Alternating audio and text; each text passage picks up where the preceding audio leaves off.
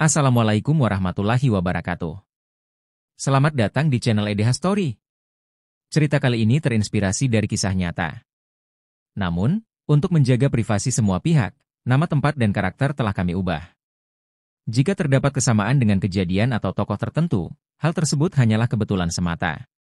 Pastikan Anda menonton cerita ini sampai selesai agar tidak terjadi kesalahpahaman. Sebelum cerita dimulai, saya mohon keikhlasan Anda untuk memberikan like dan subscribe pada channel ini. Semoga Anda selalu diberi kesehatan, kebahagiaan, dan kelancaran rezeki. Mari kita mulai kisahnya.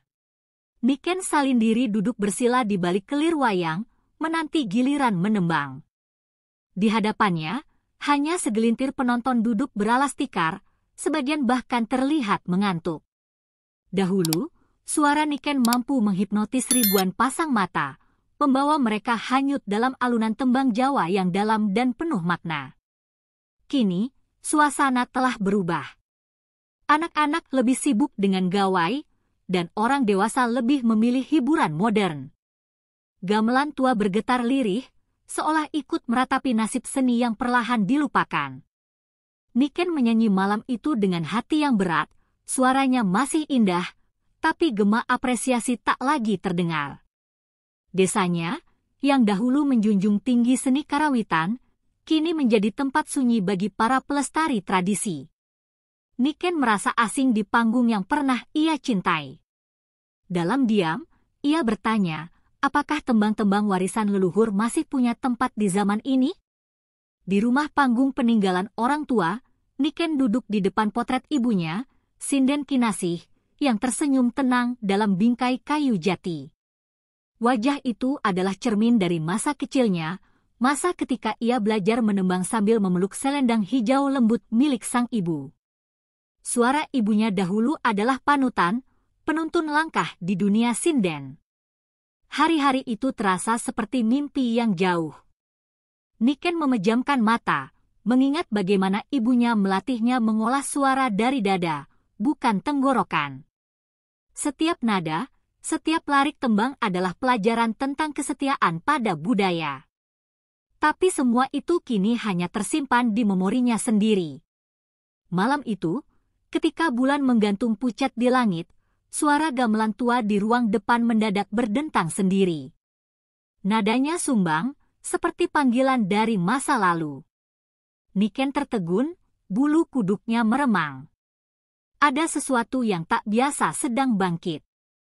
Keesokan harinya, seorang pria tua datang mengetuk pintu. Pak Dalang Wiryawan, sahabat mendiang ibunya, berdiri membawa tongkat dan senyum yang menyimpan banyak rahasia. Ia mengamati Niken sejenak, sebelum berkata, ada jalan yang tak bisa kau hindari, Niken. Suaramu memanggil sesuatu dari balik tirai dunia. Mereka duduk di serambi, ditemani teh panas dan semilir angin. Pak Dalang menceritakan kisah-kisah lama, tentang sinden-sinden yang suaranya begitu kuat, sampai bisa menembus alam kasat mata. Ia meyakini bahwa darah sinden Kinasih membawa garis warisan yang tak sembarangan. Setiap tembang membawa kekuatan, katanya. Dan kau telah membangunkan sesuatu. Entah karunia, entah kutukan. Tapi yang jelas, tembangmu belum selesai. Niken hanya bisa diam, hatinya gelisah namun juga dipenuhi rasa ingin tahu. Beberapa hari kemudian, Niken tampil di acara bersih desa. Ia mencoba menampilkan yang terbaik, menyanyikan tembang lama dengan penuh rasa. Tapi setelah pertunjukan selesai, tubuhnya ambruk. Nafasnya pendek, tenggorokannya terasa dicekik, seperti ada sesuatu yang menekan dari dalam. Dibawa ke puskesmas, dokter tak menemukan apapun. Tak ada infeksi, tak ada gejala medis yang jelas. Tapi Niken tahu, ini bukan sekadar sakit biasa. Dalam tidurnya yang gelisah malam itu, ia bermimpi. Ibunya muncul dalam balutan selendang hijau, berdiri di tengah kabut. Tembangmu belum selesai, Le, bisik sang ibu, sebelum perlahan menghilang. Niken terbangun dengan keringat dingin membasahi punggungnya, dan dada yang berat oleh teka-teki yang belum terpecahkan. Niken mencoba menembang kembali di rumah. Ia memilih gending lawas peninggalan ibunya, namun selalu berhenti di tengah. Suaranya tercekat di bagian tertentu, seolah ada bagian yang tak boleh ia nyanyikan. Setiap kali sampai di titik itu, udara di sekitarnya terasa menebal. Yang lebih aneh, setiap kali ia mencoba di hadapan penonton, mereka perlahan bubar tanpa alasan. Tak ada yang berkomentar buruk, tapi tak seorang pun tinggal sampai akhir. Seolah sesuatu mendorong mereka pergi. Gending itu tampaknya membawa misteri yang belum terungkap. Niken mulai menyadari bahwa tembang itu bukan sekadar lagu. Ada sesuatu di baliknya, sesuatu yang menuntut diselesaikan. Dan mungkin, untuk melakukannya, ia harus menapaki jalur yang belum pernah ia bayangkan sebelumnya. Sore itu, Niken duduk sendirian di serambi, saat angin membawa suara lembut dari arah sumur tua di halaman belakang. Ia berdiri pelan, melangkah mendekat. Suara itu nyanyian. Lirih dan dalam, seperti tembang yang melayang dari dasar bumi. Niken mengenal suara itu, ibunya. Tapi tembangnya asing, belum pernah ia dengar seumur hidup. Air dalam sumur beriak meski tak ada yang menjatuhkan batu. Saat ia bersandar di bibir sumur, gema lagu itu menggema lembut dari dalam, menembus kalbu dan mengguncang pikirannya.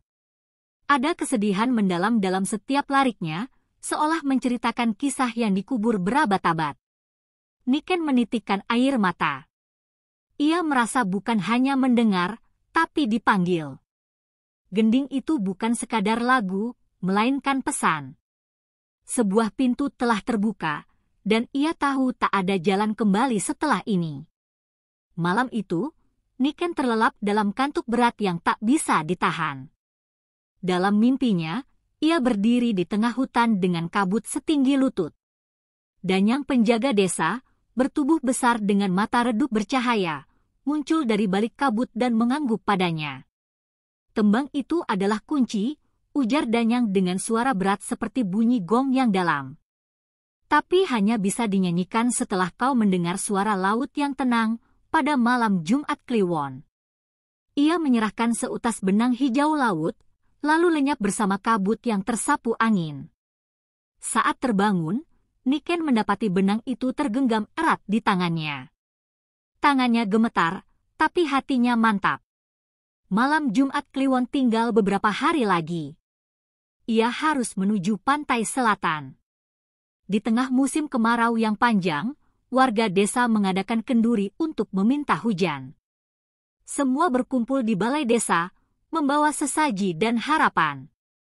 Tapi ada yang berbeda malam itu, panggilan sinden untuk membuka acara tak terdengar. Bahkan gamelan pun diam, seolah enggan berbunyi.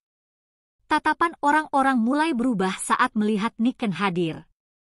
Bisik-bisik menyebar cepat, menyebutnya sebagai pembawa sial.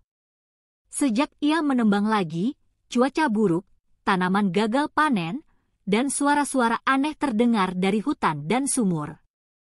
Niken hanya bisa menunduk.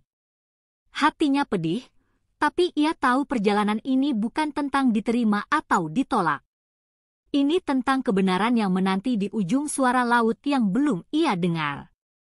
Sebagai bentuk perpisahan, Niken menerima tawaran untuk tampil di pasar malam, walau hanya diberi slot paling akhir.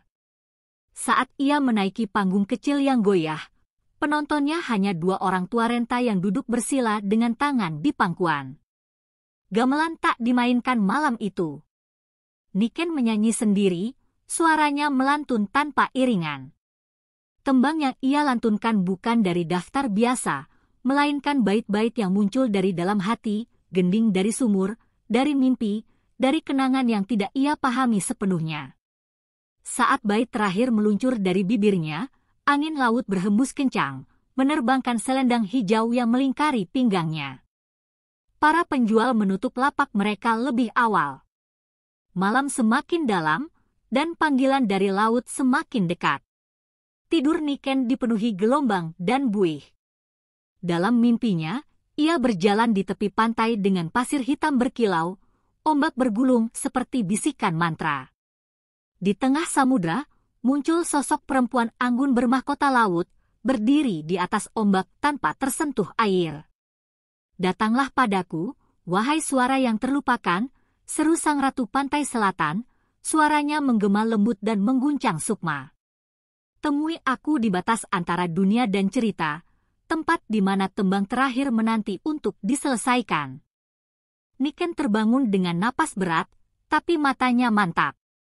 Malam Jumat Kliwon telah tiba.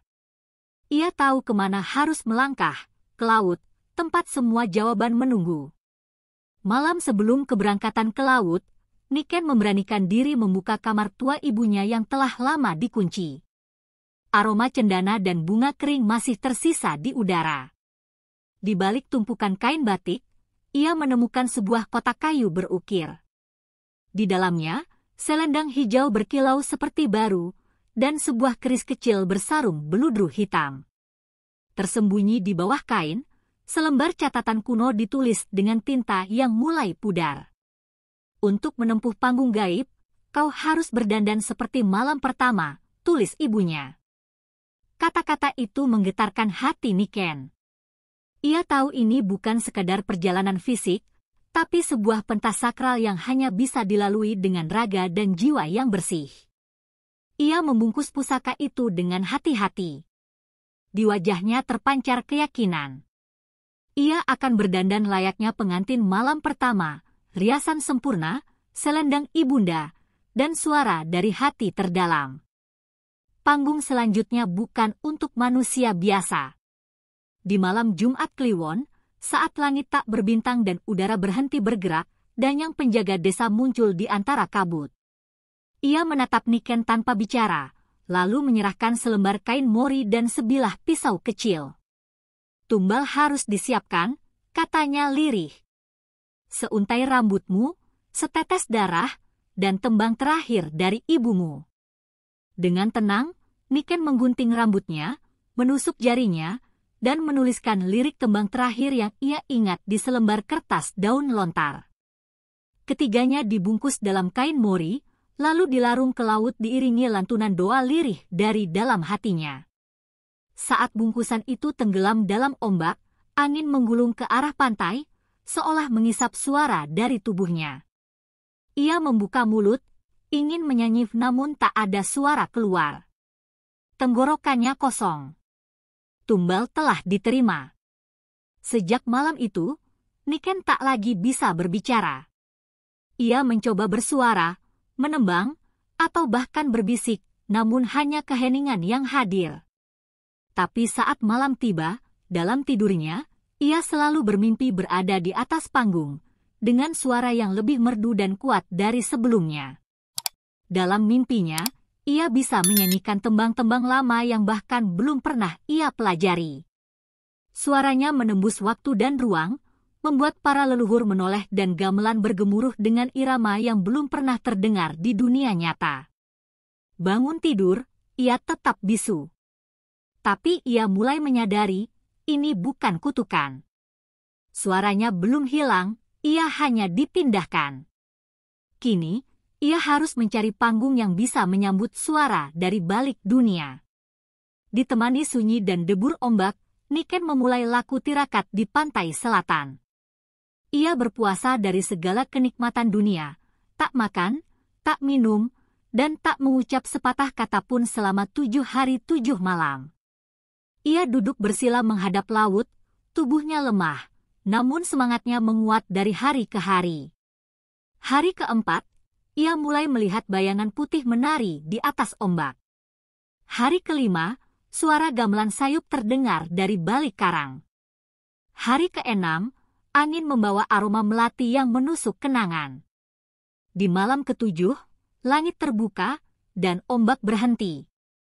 Laut seolah terbelah, memperlihatkan jalan menuju sebuah gua yang berkilau seperti dilapisi mutiara. Tanpa ragu, Niken melangkah masuk, meninggalkan dunia yang ia kenal. Disinilah pentas gaib dimulai. Dalam gua itu, Niken memasuki dunia lain. Jagat lian, tempat di mana suara tidak hanya didengar, tapi dirasakan. cahaya lembut mengalir seperti air, dan angin menyanyi tanpa arah. Ia disambut oleh sinden-sinden gaib, perempuan-perempuan anggun yang telah lama tiada, tapi suaranya masih hidup dalam tembang dan upacara. Mereka menembang bersama angin dan cahaya, menyanyikan tembang-tembang purba yang belum pernah dicatat manusia. Niken bergabung, tanpa perlu suara, karena tembang mereka terdengar langsung di dalam hati. Di sana, ia merasa utuh, diterima, dan dihidupkan kembali. Salah satu sinden gaib menggenggam tangan Niken dan berkata, "Kau telah tiba." Tapi perjalanan belum selesai.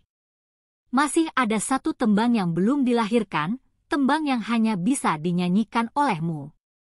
Di pelataran air yang tenang, roh penari laut muncul.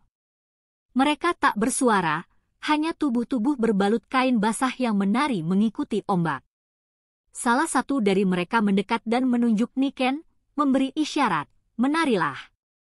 Tapi tidak di pasir, tidak di batu. Ia harus menari di atas air. Niken melangkah ragu, namun kakinya tak tenggelam. Ia menari dalam hening, mengikuti irama laut yang hanya bisa dirasakan lewat jiwa. Setiap gerakan adalah doa, setiap lenggokan adalah bait dari tembang yang tak bisa dinyanyikan. Penari laut mengelilinginya, menari bersamanya, menguji ketulusan jiwanya. Saat tarian selesai, air di bawahnya menyala lembut seperti bulan jatuh ke lautan. Roh penari laut membungkuk padanya, ujian telah dilewati. Niken tidak lagi sekadar suara. Ia adalah jiwa dari tembang itu sendiri. Roh penari membawa Niken menyusuri lorong-lorong bawah laut, hingga tiba di Karangsewu, tempat sakral tempat gamelan gaib disimpan. Gamelan itu bersinar redup, terbuat dari karang putih, kulit mutiara, dan logam yang tak dikenal manusia. Para sinden gaib duduk mengelilinginya, menunduk hening. Hanya hati bersih yang bisa membunyikan gamelan ini, bisik salah satu dari mereka. Niken menutup mata, menyentuh salah satu saron dengan jari gemetar. Saat pukulan pertama terdengar, suara gamelan menggema hingga langit-langit laut. Nada itu membelah air, mengguncang segala makhluk gaib di jagat lautan. Gamelan Karangsewu menerima Niken. Kini, ia siap untuk bertemu dengan sang ratu. Di tengah singgasana lautan, Niken melihat sosok agung bermahkota batu karang dan berjubah hijau zamrud. Ratu Nyi Roro Kidul duduk anggun, matanya menyimpan ribuan rahasia samudra. "Salam, wahai suara yang datang dari sunyi," ucap sang ratu. Niken membungkuk dalam, hatinya bergetar namun mantap. Ratu berbicara lirih tapi tegas, "Aku memintamu menjadi juru suara antara manusia dan laut. Kau akan menembang di dua dunia, membawa pesan, harapan, dan batas." Sebagai ganti, Ratu menawarkan suara abadi, suara yang tak akan punah oleh usia, bahkan kematian. Niken mengangguk. Ini bukan tawaran, ini takdir. Ia menerima, bukan demi kemuliaan, tapi demi tembang yang harus tetap hidup, agar tak lenyap di telan zaman. Namun suara abadi bukan tanpa syarat. Sang ratu mengeluarkan sebuah kitab dari kerang emas. Isinya adalah tembang pemanggil roh laut, gending kuno yang hanya boleh dinyanyikan dalam keadaan tertentu. "Tembang ini bisa membuka gerbang kematian," kata ratu. "Kau harus berhati-hati. Tembang itu bukan hanya lagu. Ia adalah mantra, jembatan antara dunia dan arwah. Sekali disenandungkan, arwah akan mendekat, laut akan berubah, dan batas bisa runtuh." Ratu memberi peringatan, nyanyikan hanya saat benar-benar diperlukan. Karena setiap baitnya adalah darah. Niken menggenggam kitab itu erat. Di dalam hatinya, ia bersumpah tak akan menyalahgunakannya. Tapi ia juga tahu, waktu untuk menyanyikannya akan datang lebih cepat dari yang ia bayangkan. Malam itu, lautan bergolak. Arwah penari dan sinden lama yang tertidur di dasar laut mulai gelisah. Niken berdiri di tepi jagat antara, memegang kitab dan mengenakan selendang ibunya. Ia membuka mulutnya, dan untuk pertama kalinya sejak lama, suaranya keluar nyaring, suci, dan berdarah. Tembang itu merobek keheningan. Langit laut memerah, angin menderu, dan gelombang berputar. Arwah-arwah bangkit perlahan, tubuh mereka terdiri dari kabut dan cahaya. Mereka menangis dan menari, menyambut suara yang telah lama dinanti. Niken berdiri di tengah pusaran cahaya dan nyanyian, tubuhnya ringan, jiwanya menyatu dengan laut. Kini ia bukan hanya sinden. Ia adalah penjaga antara hidup dan mati, penembang di dua dunia. Suatu malam, saat langit senyap dan bulan tampak separuh, Niken kembali menembang di panggung desa. Tanpa pengumuman, tanpa selebaran, orang-orang datang. Kursi penuh. Bahkan pohon-pohon sekitar seolah membungkuk mendengarkan. Tapi tak semua yang hadir manusia. Ada sosok-sosok samar duduk diam di barisan belakang, bayangannya bergerak lambat meski angin tak bertiup. Ada suara tawa pelan, tapi tak ada mulut yang terbuka. Anak-anak kecil menatap ke langit, melihat wayang-wayang tak kasat mata bergerak di antara bintang. Pak Dalang Wiryawan tak bicara banyak. Ia tahu panggung ini bukan lagi milik dunia nyata semata. Dan Niken, dengan selendang hijau dan suara yang menggema dari kedalaman, telah menjadi jembatan antara dunia yang tampak dan yang tersembunyi. Pertunjukan malam itu bukan pertunjukan biasa. Wayang-wayang yang digerakkan Pak Dalang bergerak seolah bernyawa. Tokoh Gatot Kaca melayang tanpa kawat. Semar menangis tanpa suara. Cahaya dari lampu minyak membentuk bayang-bayang yang tak mengikuti arah tangan. Penonton terdiam. Di layar kelir, tergambar pertempuran besar, dunia terang melawan dunia kelam. Tapi tak ada satupun dalang yang menggambarnya. Wayang bergerak sendiri, seolah dirasuki kisah yang harus diceritakan ulang. Niken menembang dengan nada berat dan dalam, tembang yang menghidupkan tokoh, membuka tabir antara nyata dan gaib. Dunia tampak menahan napas. Panggung itu bukan lagi panggung manusia. Di akhir pertunjukan, Niken menyanyikan tembang yang tak pernah diajarkan siapapun padanya, tembang sakral Laut Kidul. Lagu itu datang dari jauh, dari kedalaman samudera dan jiwa. Setiap nadanya seperti mantera, setiap lariknya membawa dingin ke tulang-tulang para pendengar. Orang-orang menangis. Tak tahu kenapa. Beberapa jatuh bersimpuh, tak kuat menahan getarannya. Di balik kelir, jin-jin laut muncul, tak untuk mengganggu, tapi untuk mendengarkan. Mereka menunduk dalam, menghormati suara yang membawa nama ratu mereka. Saat bait terakhir selesai, waktu seolah berhenti. Malam membeku. Bahkan jangkrik pun bungkam. Di udara hanya ada gema tembang yang menyelinap masuk ke dalam mimpi dan darah. Malam itu, Ratu Laut datang dalam bayangan cermin. Ia menatap Niken dengan mata sehalus ombak, namun setajam karang. Tembangmu telah bangkitkan yang tidur. Sekarang, bayaran harus diserahkan, ucapnya tenang. Niken ditawari dua pilihan, menyerahkan nyawa dan menyatu dalam laut, atau menyerahkan nama sejatinya, nama yang mengikatnya ke dunia manusia. Bila ia menyerahkan namanya, ia tak akan dikenal lagi. Tak bisa dipanggil, tak bisa dicari. Ia akan abadi, tapi tak lagi menjadi bagian dari dunia asalnya. Niken menunduk. Ia tahu tembang tidak boleh mati. Jika ia harus menghilang agar tembang tetap hidup, maka itu adalah kesetiaan seorang sinden. Niken menyerahkan namanya. Ia mengucapkannya untuk terakhir kali, lalu melepaskannya ke dalam laut. Nama itu lenyap seperti buih. Sejak saat itu, ia dikenal sebagai sinden Laut Kidul. Tak berasal dari manapun, tak kembali ke siapapun. Ia menghilang dari dunia nyata. Rumahnya sunyi, panggungnya kosong, Namun setiap malam Jumat Kliwon, suara tembangnya masih terdengar di antara debur ombak dan angin pantai. Orang-orang bilang, jika kau menonton pertunjukan wayang yang tak diumumkan, dan mendengar suara yang tak terlihat sumbernya, itu artinya, sinden Laut Kidul sedang menembang. Dan dunia sedang dijaga oleh suara yang tak pernah mati. Di kedalaman dunia laut, Niken tak sekadar menjadi penjaga. Ia mencipta.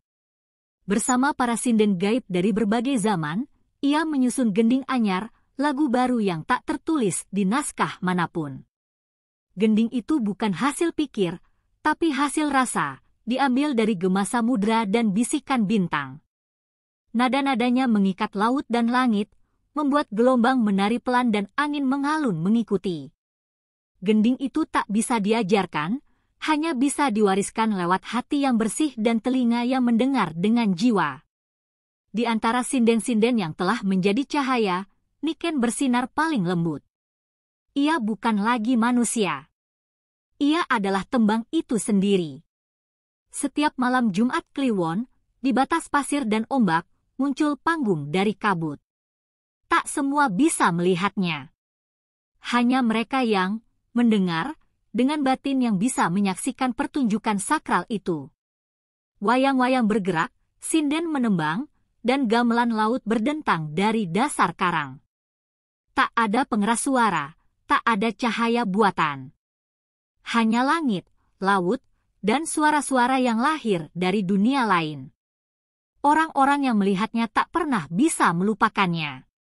Mereka tak bisa merekam, tak bisa menggambarkan, hanya bisa menangis dan bersyukur bahwa mereka sempat jadi penonton di panggung yang abadi. Desa kembali ramai. Pasar hidup lagi. Anak-anak mulai bermain wayang-wayangan, menirukan tembang yang entah dari mana mereka dengar. Tapi ketika ditanya siapa sinden yang mereka tiru, mereka hanya mengangkat bahu. Di malam tertentu, layar kelir terpasang di alun-alun.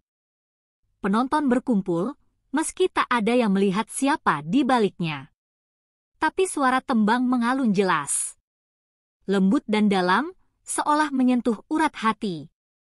Tirai hijau bergerak pelan, tapi tak pernah terbuka.